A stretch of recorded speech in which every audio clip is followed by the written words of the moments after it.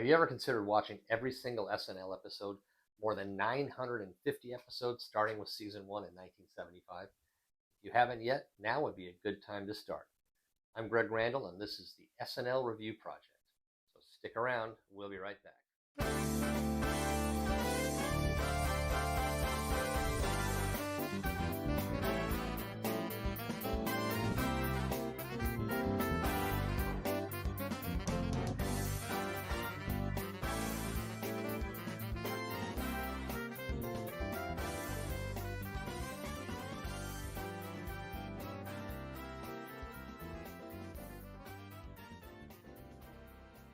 So I've seen every SNL episode, some a lot more than once, and I'm going to break down every sketch, every guest host, every musical act, and I'll include info about the actors and production of each show that you probably didn't know. And I'll be filtering out the stuff you shouldn't waste your time on, so I can give you the top 10% of all SNL episodes that you definitely need to see. New episodes of the SNL Review Project will be posted a few times a week, so don't forget to subscribe so you don't miss any. Now for the second show of the first season. They totally changed the format. I don't get it, actually. There's only 3 sketches on the show. That includes the brain-numbing Muppet sketch, along with 3 short films, 3 musical acts performing 10 different songs. I guess it was supposed to be like Don Kirshner's rock concert. Who knows? Anyway, like I said to my first girlfriend, this won't take long. I'll be honest with you, I never watched SNL for the musical acts. It was always something that they seemed to use to fill time. Not to say I didn't enjoy a lot of acts, I absolutely did. But for this show to be 70% music seemed like some kind of a desperate stretch to grab some of the 18 to 45-year-old demographic NBC was looking for. Paul Simon's the host and one of the 3 musical guests as well. There's no cold open. The show starts with Paul Simon on a stool in a dark studio playing guitar alone. He plays Still Crazy after all these years. Look, it was a big song for him. It still gets a lot of airplay today, but it's not a big production. It's pretty mellow. Definitely a taste of what the rest of the show would be. If you're a Paul Simon fan or a lover of easy classic rock, take a look. Otherwise, move on to the montage, which Don Pardo doesn't screw up. Right after the montage, instead of the host doing a monologue, it's Paul Simon with 4 backup singers on stage performing Loves Me Like a Rock. It's a pretty great song, but the performance is no big deal. They harmonize beautifully, but it's easy to lose interest after about 20 seconds if you've heard this song 5,000 times like most people have now. So now we get ready for what we've all been waiting for, but not ready for primetime players, right? Nope. It's American social activist, anti-war leader, and counterculture icon from the 60s, Jerry Rubin. He was known as a real laugh riot. No, he actually was not. Was this Lorne's way of giving his middle finger to NBC to let them know there's a new kid in town? I have no idea, but all I can tell you is the bit about Jerry Rubin selling wallpaper with protest movement graffiti spray painted on a background that looks like a brick wall. Yawn. The graffiti includes shocking stuff like Black Power, Burn Baby Burn, outrageous hippie chants like Hands Off Timothy Leary, Avenge Attica, and ironic slogans like Legalize Abortion that they were talking about in 1975. He also pitches the Peacemaker line of wallpaper. This one carries graffiti like Stamp Out Pollution, Burn Pot Not People, and Boycott Lettuce. Those wacky radical youth of the 70s.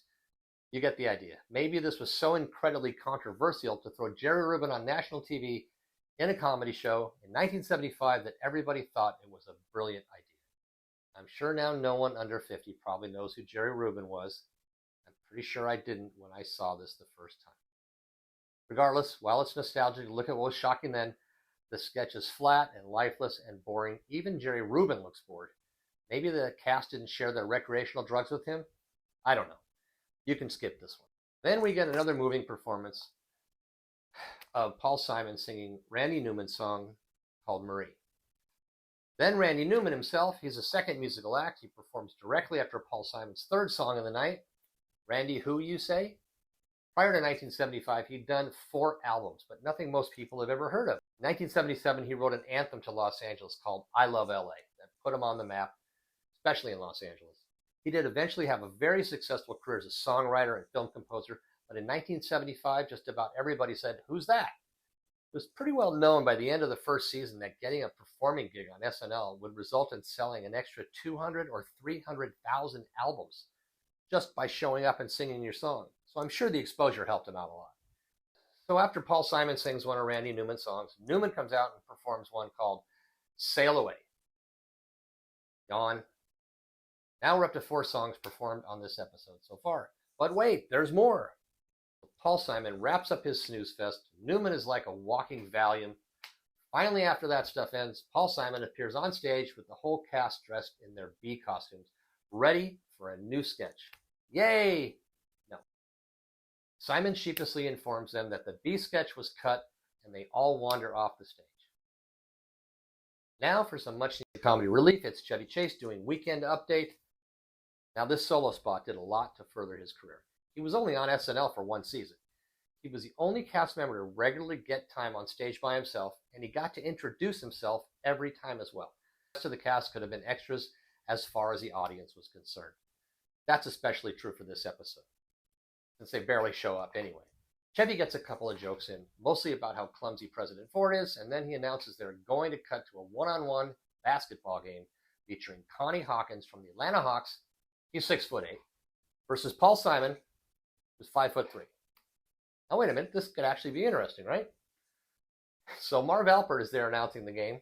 He was known as the voice of basketball in the 70s and 80s until he was accused of sexual assault in 1997 for some really bizarre stuff. Look it up if you're interested. Anyway, Alpert is doing a pregame interview with Paul Simon that's only 90 seconds long, but it seems to go on forever. And then Simon and Hawkins get into the game. Now the best part of this is that Paul Simon can really play basketball. I'm sure Hawkins wasn't being as aggressive on the court as he usually is, but Simon pulls some layups and he lands a few three-pointers as well.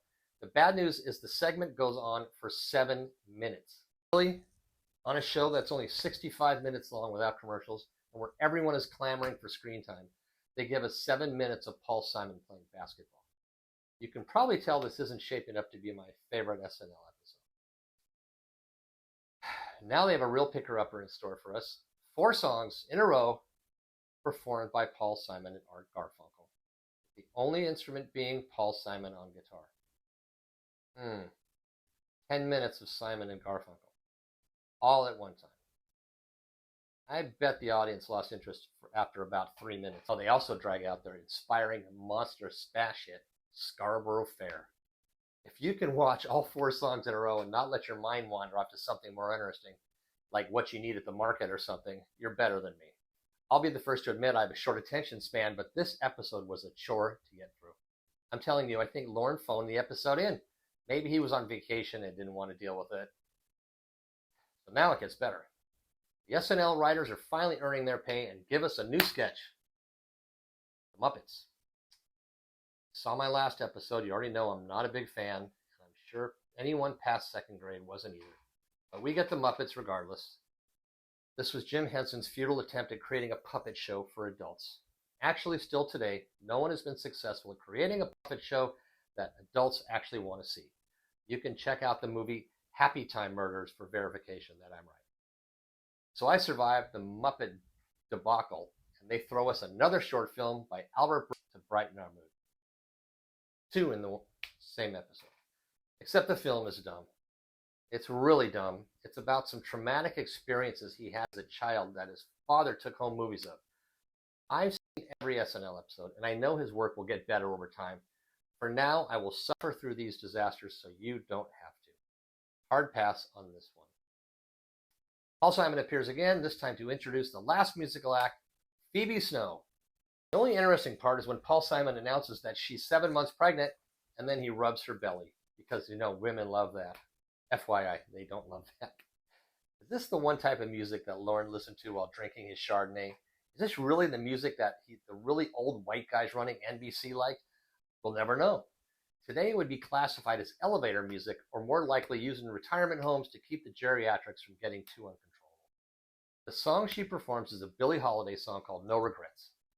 My only regret is that I actually watched the whole performance when I could have been doing something productive like taking a nap. If you do watch her performance, the song does pick up a little bit for the last 40 seconds. Even better, Paul Simon then comes out with 4 backup singers And along with them, he and Phoebe Snow sing Gone at Last, which is really an upbeat combination of pop rock and old-time revival gospel music. Really, this may be the best part of the show. I'm not kidding. It's fun to watch. It seems everybody's having a good time. If you happen to have caught the Janice Ian performances in the episode 1 of this season, this song is exactly the opposite of her miserable style on stage. Eventually, the acts playing in future episodes get considerably more interesting, but really nothing major happens in this part of the show until episode 5, when ABBA performs, and then going forward, the musical guests mostly start playing more crowd-pleasing tunes. Near the end of this show, they put on another short film. This one is a commercial parody about a battery for pacemakers. The whole thing is 25 seconds long. It's not long enough to be amusing, but also short enough where you can actually sit through it. Oh, and then to close out the show, who would have thought? Paul Simon plays American Tune. This song is a reflection of America's weary, restless mood during the Watergate crisis as the Vietnam War was finally winding down. Just what everybody wanted to hear at that point. After that, for anybody in the audience still awake at 1 a.m., Paul Simon does the goodnight in the middle of his monologue. Bill Bradley, who at that time played basketball for the New York Knicks before becoming a U.S. Senator, comes on stage to present a trophy to Simon for winning his one-on-one game with Connie Hawkins. The trophy is about as tall as Simon is. I'm not even sure why this was even in the show. So I told you I'm going to watch every part of every SNL episode, and I'm done with what may be one of the least entertaining episodes I've ever seen. Not bad. There will be some horribly bad shows in later seasons. This one was just tedious and uninteresting. You'd think after watching this that no one at SNL really cared about the show, but we know that's not true. After all, this is just the second show they'd ever done. Maybe it was better received in 1975, but I'd be surprised. I'd give this one a 4. If you care to watch it, really the only part worth seeing is the Weekend Update segment, maybe some of the basketball film with Paul Simon, and the last song of the night with Paul Simon and Phoebe Snow. If you're old enough to be a Simon and Garfunkel fan and still manage to find this show on YouTube, you should check out the songs they do in the middle of the show. There you go. Only 948 more episodes, more or less, to go until they start making more this fall, and then they'll just keep going up. Don't forget to subscribe so you'll know when the next episode of the SNL Review Project drops. See you again.